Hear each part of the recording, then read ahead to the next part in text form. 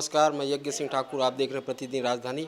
हम इस वक्त है कबीरधाम जिले के पंडरिया ब्लॉक में और अभी वर्तमान में 2024-23 का चुनाव होने वाला है। चुनाव में युवा खास करके लाखों ऐसे युवा हैं जो फर्स्ट बार अपना वोटिंग करेंगे। वोटिंग को लेकर क्या उत्साह है और क्या उनको अपेक्षा करते हैं जनता से, और इन्हीं सभी बातों को लेकर हम पंडरिया के युवा नेता आनंद सिंह से बात करते हैं। आनंद जी, फर्स्ट अभी चुनाव है 2023 विधानसभा, और ऐसा लाखों युवा है। अभी उसके सामने में सबसे ज़्यादा रोजगार को लेकर है, तो आप इसको किस तरह से देखते हैं, क्या उनको गाइड करेंगे? देखिए, निश्चित रूप से सबसे प्रथम किसी भी युवा के लिए रोजगार ही होता है, क्योंकि वो युवा अगर रोजगार के बारे में नहीं सोचेगा तो आने वाला कल उसका फिर अंधकार में चला जाएगा। तो हर एक युवा रोजगार के बारे में पहले सोचता है। और छत्तीसगढ़ सरकार जो बीते 5 वर्षों में काम की है, जिसमें 2 वर्ष अगर काट दें कोविड में, तो 3 वर्षों को जो कार्यकाल रहा है, तो युवाओं के लिए बहुत सारे योजनाएँ निकाली है। युवाओं के लिए योजनाओं के साथ साथ में उनको खेल के स्तर को बढ़ाने के लिए, उनके धार्मिकता स्थल को और सुदृढ़ करने के लिए, उनके छत्तीसगढ़ संस्कारों को बढ़ाने के लिए बहुत सारी चीज़ की, जैसे उदाहरण के राजीव युवा मितान, ये एक ऐसा योजना निकाले सरकार ने जो गांव के 25, 30, 50 युवाओं को जो अच्छे रूप से अपने आप को डेवलप कर सकते हैं प्रतिनिधित्व के तौर पर, और उसी में ऐसे युवा भी हैं जो खेल के रूप में अपने आप को आगे बढ़ा सकते हैं। कुछ ऐसे युवा हैं जो सांस्कृतिक रूप में अपने आप को आगे बढ़ा सकते हैं। तो राजीव युवा मितान ही एक ऐसा योजना था जो छत्तीसगढ़ सरकार ने युवाओं के बारे में सोचा।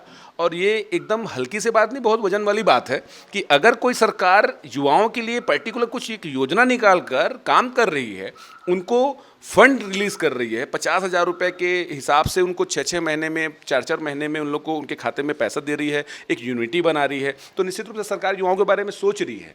और रोजगार ऐसा है कि हर एक युवा चाहता है, लेकिन सरकार होनी चाहिए ऐसी जो हर एक युवा के बारे में सोचे। और चूंकि छत्तीसगढ़ में कांग्रेस की सरकार सोच रही है।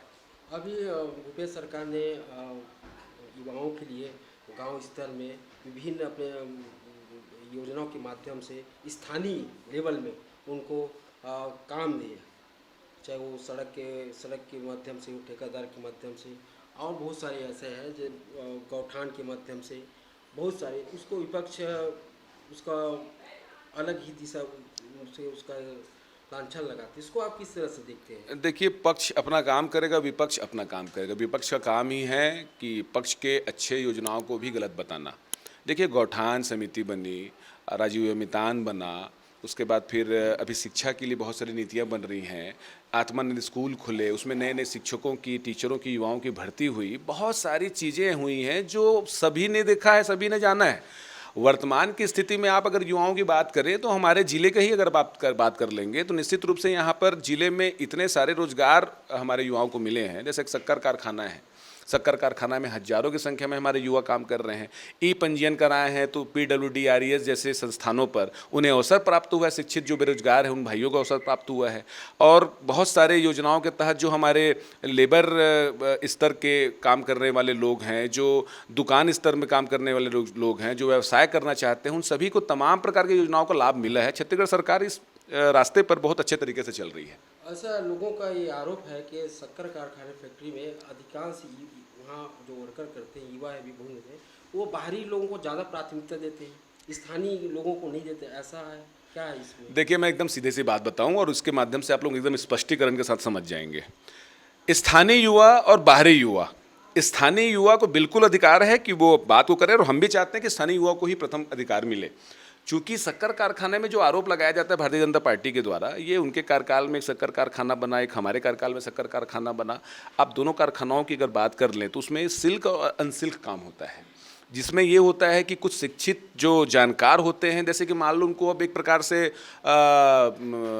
अंदर के साइड में ट्यूब क्लीन जैसा विभाग होता है, कुछ विभाग होते हैं स्टाइलो टेप का विभाग होता है, कुछ विभाग मशीनरी होते हैं। वहाँ पर ऐसे लोगों की ज़रूरत है जो अनुभवी हों, जो अलग अलग जगह पे काम किए हो, जिनके पास अनुभव हो।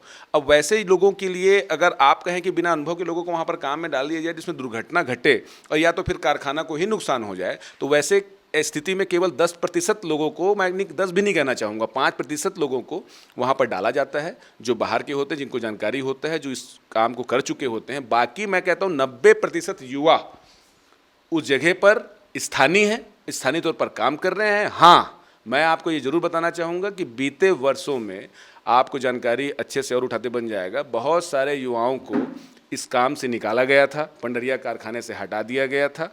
कांग्रेस की सरकार आते ही इन सभी युवाओं को फिर से अवसर दिया गया कि मशीनों से काम नहीं होगा, ये काम होगा तो क्षेत्रीय युवाओं से होगा, और मशीनों को दरकिनार करके 400-300 की संख्या में जो निकले युवा थे उनको वापस लिया गया था। अभी चुनाव में युवा चेहरा को मौका दिया जा रहा है, भविष्य में आपको भी दिया जा रहा है, तो युवा चेहरा अभी बोहरा जी है, उसको आप किस तरह से देखते हैं? देखिए, बोहरा जी मैं बिल्कुल कहना चाहूँगा कि वो जन सेवा के रूप में एक उभर कर सामने आई। 4.5 साल उन्होंने लोगों के बीच में काम करने का प्रयास किया, कोविड के समय में काम किया और कुछ सहयोग दिया है अपने एनजीओ के माध्यम से। और मैं ये कहता हूँ कि जन सेवा तो सभी करते हैं, जन सेवा की केवल एक हमारी बोहरा बहन ने नहीं किया है, जन सेवा तो बहुत सारे लोगों ने किया है। बहुत सारे लोगों ने हॉस्पिटल में गैस सिलेंडरें दी हैं, बहुत सारे लोगों ने हॉस्पिटल में मरचुरी दी है, बहुत सारे लोगों ने जंगल में जाकर कंबल भी बांटा है, वहाँ का राशन भी दिया है, कोविड के समय वहाँ पर तमाम व्यवस्था की है। बहुत सारे लोग ऐसे हैं जो बिना नाम के अपना सेवा देते हैं, पैसा देते हैं, आर्थिक मजबूती देते हैं क्षेत्र के लोगों को।